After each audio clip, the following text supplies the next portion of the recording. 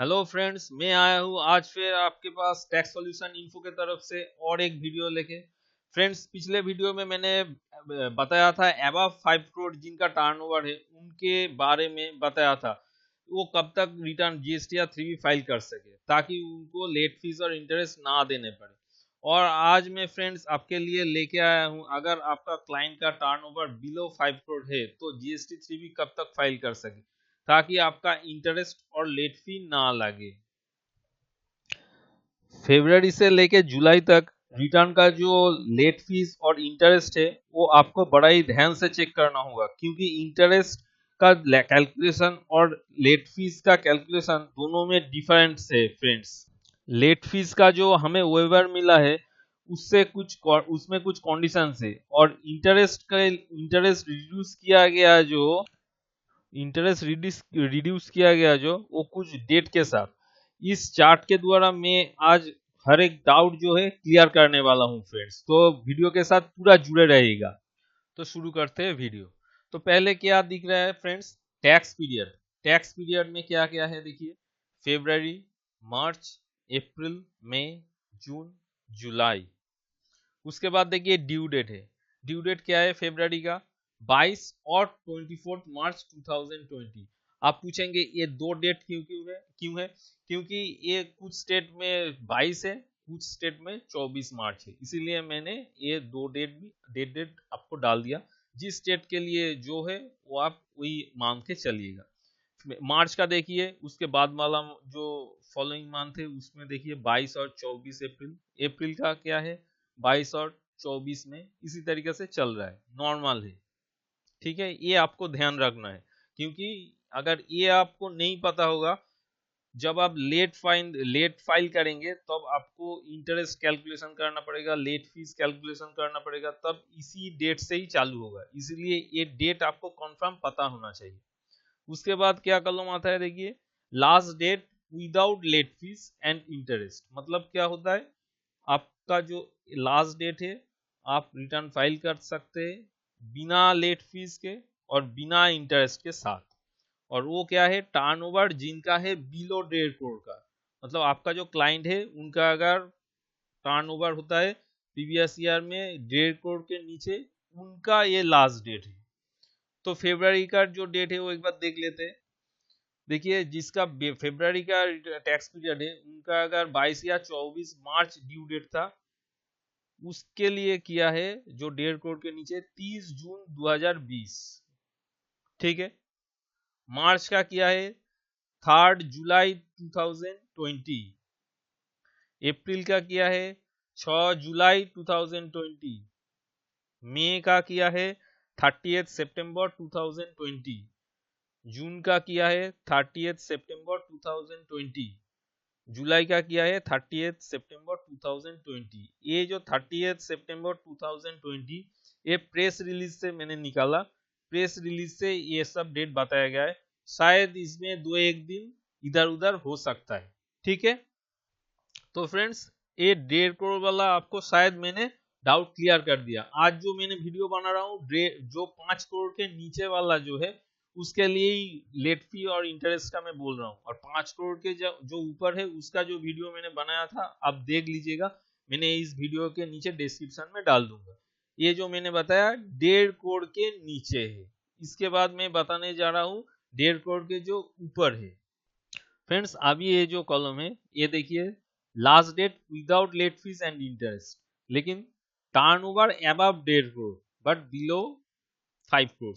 मतलब ये जो कॉलम हो गया, ये हो गया बिलो 1.5 करोड़, और ये हो गया above 1.5 crore but below 5 crore. इसमें भी अगर ये सब डेट में आप रिटर्न डाल देंगे, रिटर्न मतलब 3B रिटर्न डाल देंगे जीएसटी का, तो आपको इस डेट के अंदर अगर करेंगे तो लेट फी और इंटरेस्ट कुछ नहीं देना पड़ेगा। तो एक बार डेट हम लोग देख लेते हैं। जिसका टर्नओवर 1.5 करोड़ के ऊपर और 5 करोड़ के नीचे होता है, उनका ड्यू डेट था अगर 22 या 24 मार्च, उनको दिया गया है 29 जून 2020 लास्ट डेट। जिसका लास्ट डेट था, नॉर्मल ड्यू डेट था 24 या 22 अप्रैल 2020, उनका लास्ट डेट दिया गया 29 जून 2020, जिसका अप्रैल महीना में ड्यू डेट था 22 और 24 मई 2020, उनका लास्ट डेट है 30 जून 2020। अभी अगर हम लोग जो टैक्स कंसल्टेंट है वो अगर सोच लेंगे कि फरवरी का 29 जून, मार्च का 29 जून, अप्रैल का 30 जून, तो भाई एक साथ लास्ट में 30 जून में ही तीन ठो रिटर्न फाइल कर देंगे, तो क्या होगा, एक दिन का 29 और 30 का बीच में एक दिन का लेट फी दे देंगे। लेकिन फ्रेंड्स ऐसे नहीं होगा। आपका जो 29 जून के बाद 30 जून जब आप जाएंगे, आपको एक दिन का नहीं 22 या 24 मार्च से आपको कैलकुलेट करना पड़ेगा डेज। तब आप देखिए कितना दिन बढ़ जा रहा है। इधर तो लगभग 37 डेज के आसपास हो जा रहा है। तो आपको ये डेट बड़ी ध्यान से रखना होगा। यही टैक्स कंसल्टेंट का काम है। एक दिन का अगर गलती कर देंगे तो बहुत ज्यादा क्लाइंट को झेलना पड़ेगा। और उसके बाद देखिए जो मई महीना का जो है 22 और 24 जून का ड्यू डेट था, उसमें क्या होगा 30/9/2020 लास्ट डेट है। जून का भी वही 22 और 24 जुलाई है ड्यू डेट, आपको देना पड़ेगा 30 सितंबर 2020 के अंदर। जुलाई का जो डेट है 22 और 24 अगस्त ड्यू डेट है, आपको देना होगा 30 सितंबर 2020 के अंदर। फ्रेंड्स ये सब मैंने जो डेट बताया है आपको, अगर ये डेट के अंदर आप 3B फाइल नहीं कर पाते किसी भी वजह से, तो आपको किस दिन तक रिटर्न फाइल करने से 9% रिड्यूस इंटरेस्ट रेट देना पड़ेगा और आपको लेट फीस देना पड़ेगा। एक कॉलम वही डेट बताता है।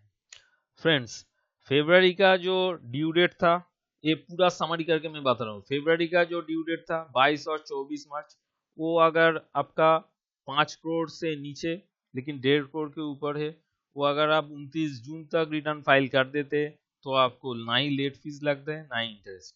लेकिन आप 29 जून डेट मिस कर जाता है, लेकिन आप 30 सितंबर के अंदर आप रिटर्न फाइल कर सकते, तो आपको 9% इंटरेस्ट देना पड़ेगा, रिड्यूस इंटरेस्ट रेट जो है ये देना पड़ेगा, और उसके साथ साथ लेट फीस देना पड़ेगा। और लेट फीस का डेट कहां से कैलकुलेट होगा, इस डेट से 22 और 24 मार्च 2020 से ये लेट फीस कैलकुलेट होगा।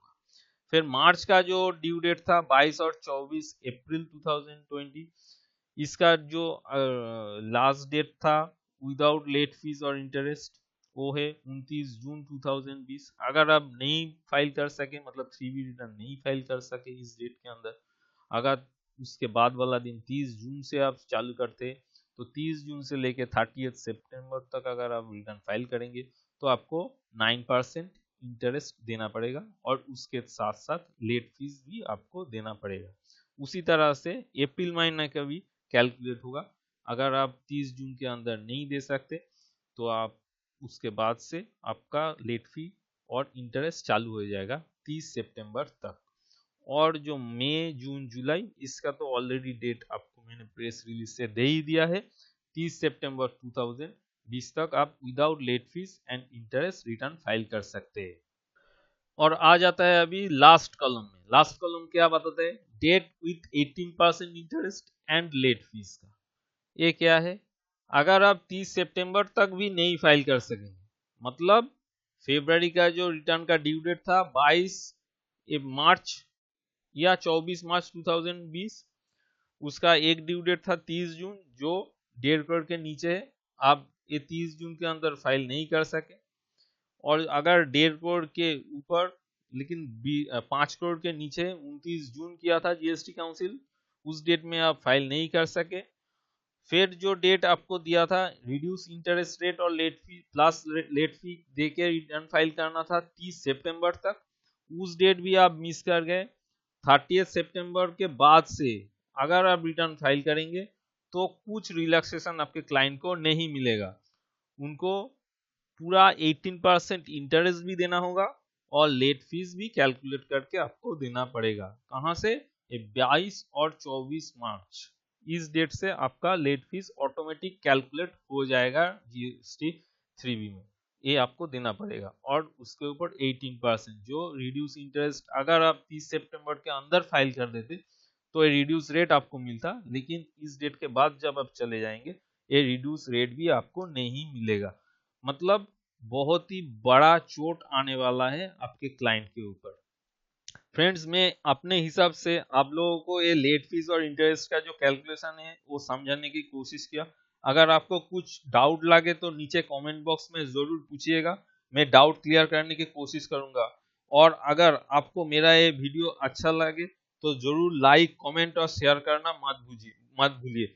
और जो बेल आइकन है उसमें ऑल वाला जो बटन है उसमें दबा दीजिए, ताकि मेरा जो अगला वीडियो आए आपके पास तुरंत नोटिफिकेशन आ जाए। Thank you friends.